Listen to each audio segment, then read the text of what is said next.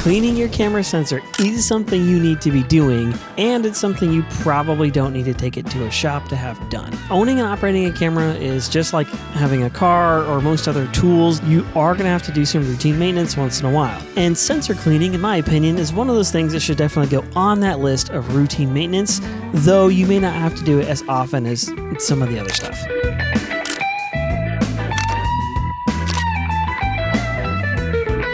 This is one of those things that if you're kind of in this world, the camera shops will offer as a service, and you're going to be taking the camera in, waiting for them to do the thing. You're going to pay them. Like, there's kind of just enough hassle there that I don't really want to do it.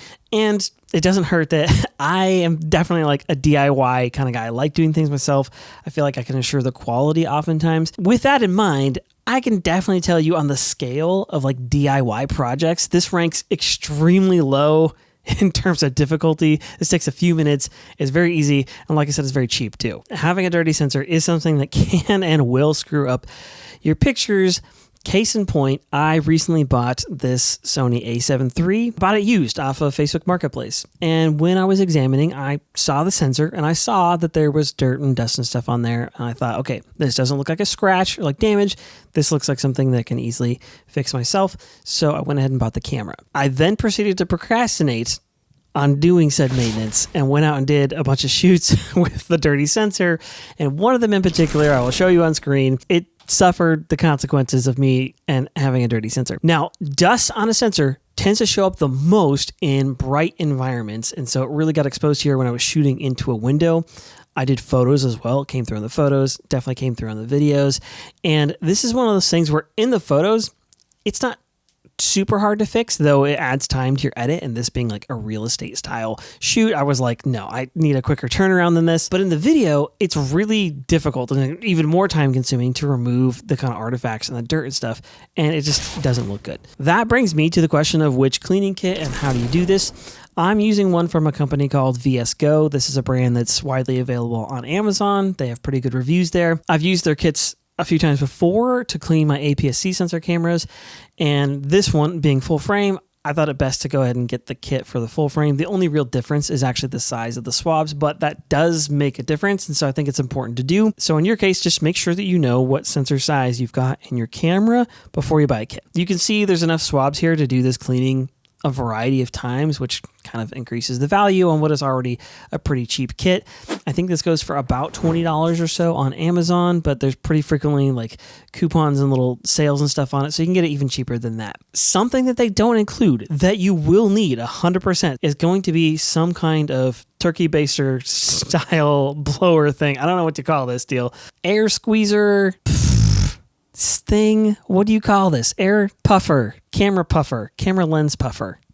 Frick, I don't know. You know what I'm talking about. If you haven't seen this before, you need one of these. They're really cheap. I'll put links to all this stuff below, but this is the puffer thing that I got. It came in like a set of two, so I have one that's always at home and one in my bag.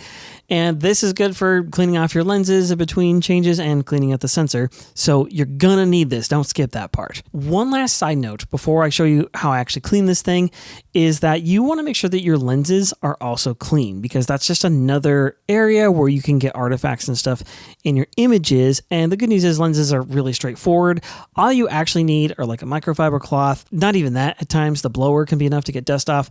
And if you do have some more stubborn kind of dirt or smudges, that kind of a thing, you want to use optical wipes. Camera lenses have special coatings. They are kind of sensitive. You don't want to just use like regular cleaners because you don't want to mess with those coatings. So I'll put a link to these wipes as well below. They're from Zeiss. These are kind of like a normal popular option for all kinds of lenses, firearm optics, glasses, and in our case, cameras.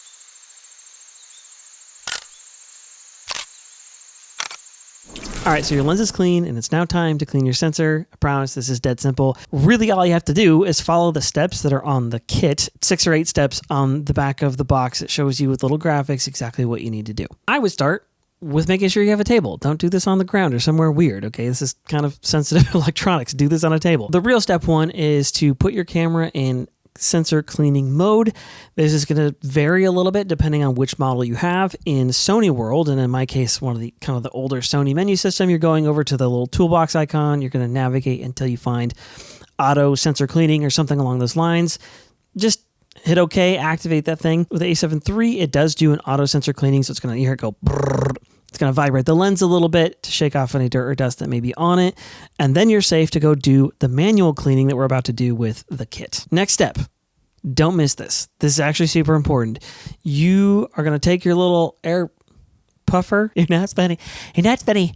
He's not funny. Never was. Don't do comedy. This is a camera channel. No comedy. You take your puffer and you're going to blow the dust off of your camera. Now, you're about to see me do this for demonstration purposes with the camera facing up. This is so you can see the stuff coming off of it. Don't do that. You actually want to blow off your camera with the camera facing at least to the side or maybe even facing down, because you don't want the dust that you're blowing off to then just settle right back down onto the lens. Now for the scary part. It's not scary at all. It's actually extremely simple. Now you're going to want to lay your camera so it is facing up so you can operate on it. Next, you're going to open up one of your swabs. Do your best to make sure that the swab doesn't touch anything else after you open it. The instructions tell you to just put 1 drop of the cleaning solution onto the swab.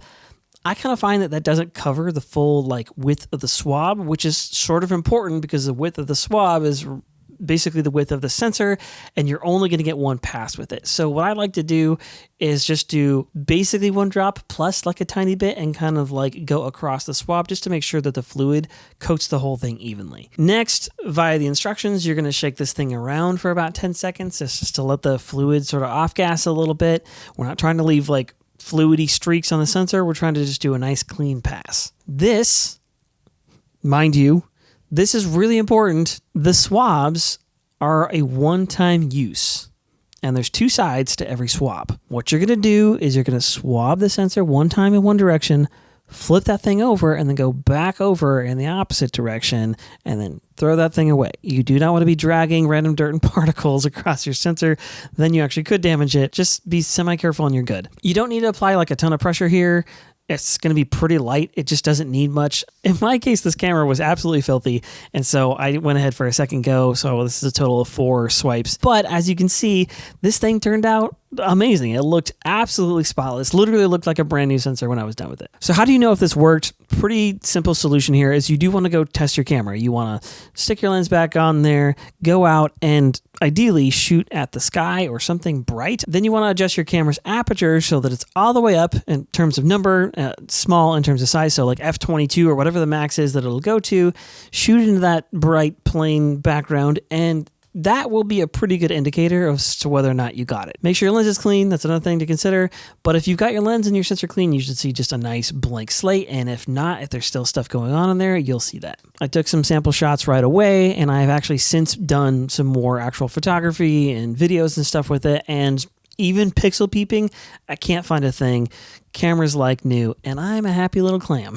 Now's your chance to roast me in the comments. I say that, but I mean it. I'm not kidding. I'm okay with a little roasting. I'm admittedly not a camera guy. I say this in every video, but I mean it. I'm not a super technical, know all the stuff about every camera. I like to think I know some things. I like the art part of video and photo, and that is my job. I'm a full-time, I work for a company, I produce content. So I feel like I can speak to these things on a little more practical level. And if that's your thing, then subscribe to the channel. Okay, peace.